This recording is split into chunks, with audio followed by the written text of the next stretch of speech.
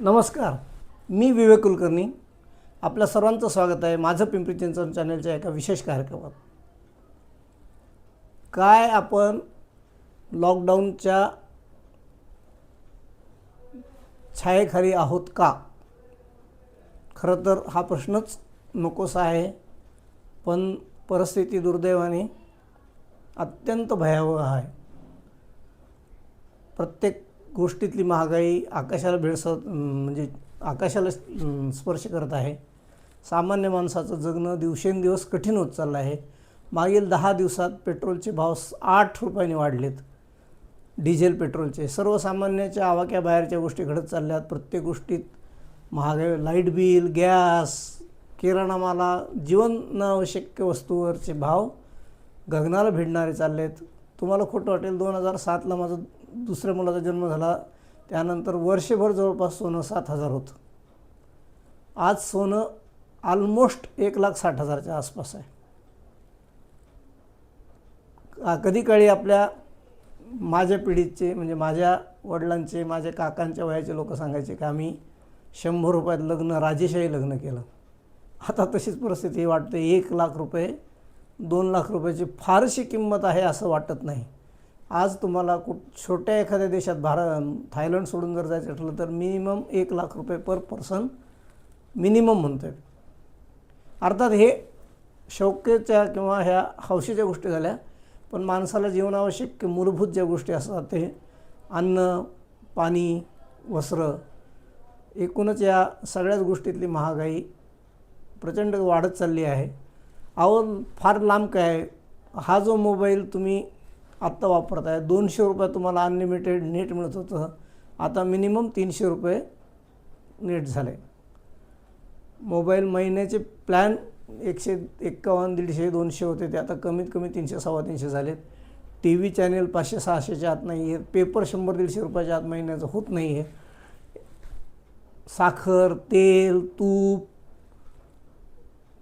काही कुठल्या गोष्टीवर आपण जर बोललो तर एकच उत्तर दिसतं आहे, साहेब परवडत नाही. आणि मागच्या काही वर्षात युद्धजन्य परिस्थिती, ट्रम्पचं जगाला संकटात आणणारं हेकेट धोरण आणि भारतीय देशाची होणारी गळचेपी, यामुळे आपण लॉकडाऊनकडे चाललोत का हा प्रश्न मनाला खूप भेडसावत आहे.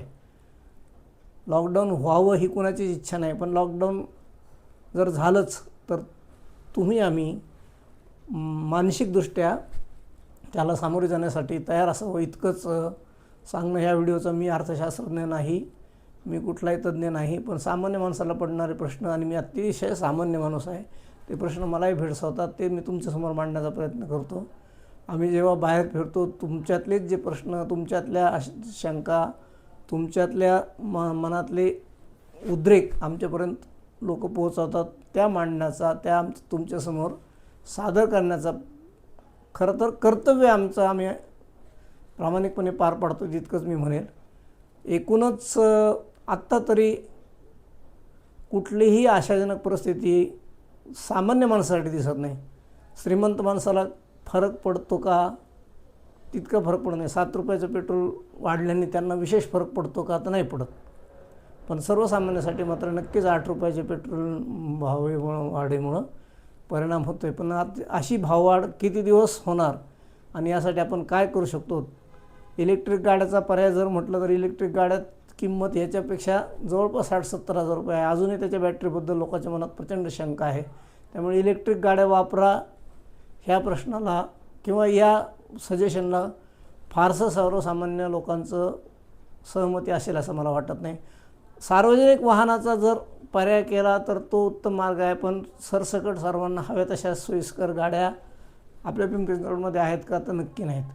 लोकल 5 रुपये आहे, पण लोकल किती आहेत, किती वेळेवर लोकल धावतात? मुंबईचं सारखं जर झालं असतं तर गोष्ट वेगळी होती. आणि लोकलचं तसंही प्रमाण पिंपरी चिंचवडमध्ये किती पुरेसं आहे तुम्हालाही उत्तमरित्या माहीत आहे.